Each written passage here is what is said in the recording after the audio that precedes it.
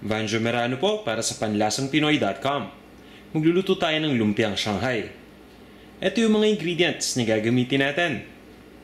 Ground pork, eggs, garlic powder, green onion, carrots, at parsley. Gagamit din tayo dito ng salt at ground black pepper, pati na rin ng cooking oil at syempre yung ating lumpia wrapper.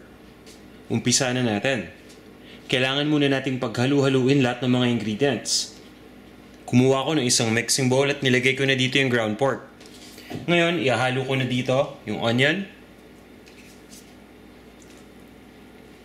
yung carrots,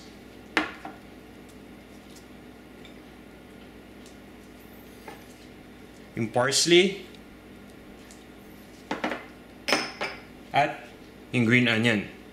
So, pwede kayong gumamit ng flat leaf parsley or ng curly parsley dito.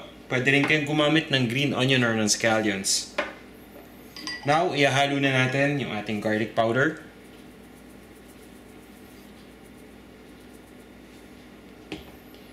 Yung salt at yung ground black pepper.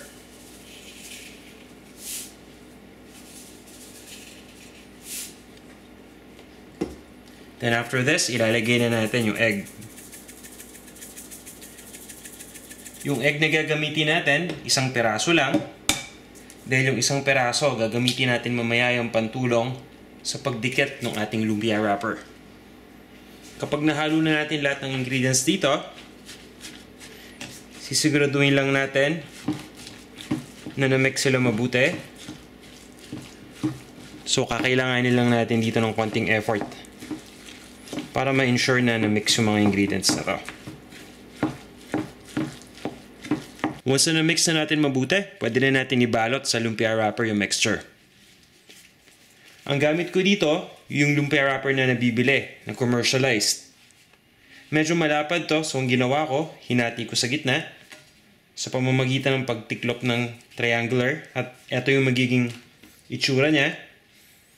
Gagawin natin, magsuscoop lang tayo ng mixture nitong meat at i-arrange na natin dito.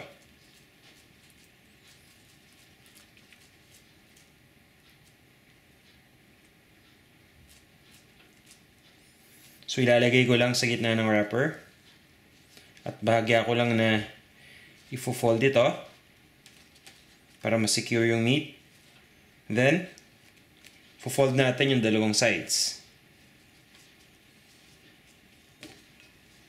So, usually yung ibang ginagawa, yung buo, binabalot na, and then hinihiwa na lang after na ma-fry. Pwede rin natin gawin yon. Then, i-roll na natin ito. At nga pala, no, kung mapapansin niyo yung itlog kanina, nagtira tayo ng isa. Ang ginawa natin doon, binit lang natin. Ito kasi yung magiging pang-seal natin ng end ng lumpia wrapper. So, dip lang natin yung ating daliri doon at spread lang natin sa dulo ng lumpia na wrapper. At ito na yung magiging resulta. Gagawin lang natin to dun pa sa ibang mga lumpia wrapper hanggang sa maubos na natin yung ating mixture. Then after this, pwede na natin itong i-deep fry. Once na nabalot na natin lahat ng ating mixture sa lumpia wrapper at napainit na rin natin yung ating cooking oil, pwede na natin itong i-deep fry. Pinakamaganda talaga na naka-deep fry para equal yung kanyang pagkaluto.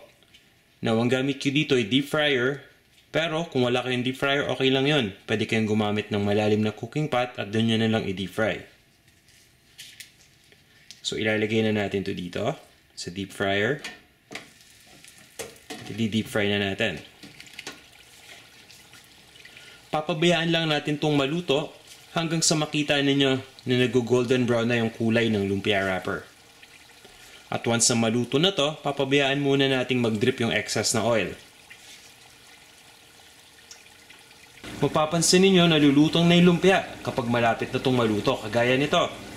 At yung kulay, nagiging medium brown na. At this point, luto na tong lumpia natin.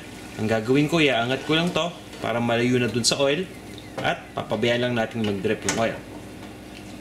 Napakasarap nito sa sweet and sour sauce. So ang gagawin natin, once na tumulo na yung excess na oil, i-arrange natin to sa isang serving plate. At isasama na natin yung ating paboritong sweet and sour sauce. Huwag kayong mag-alala at isasama natin yung recipe ng sweet and sour sauce dito sa recipe ng lumpia para madali ninyong ma-access. Para sa exact measurements sa mga ingredients at iba pang mga recipes na tiyak na magugustuhan ninyo, bumisita lang kayo sa panlasangpinoy.com. Ito na ang ating lumpiang Shanghai.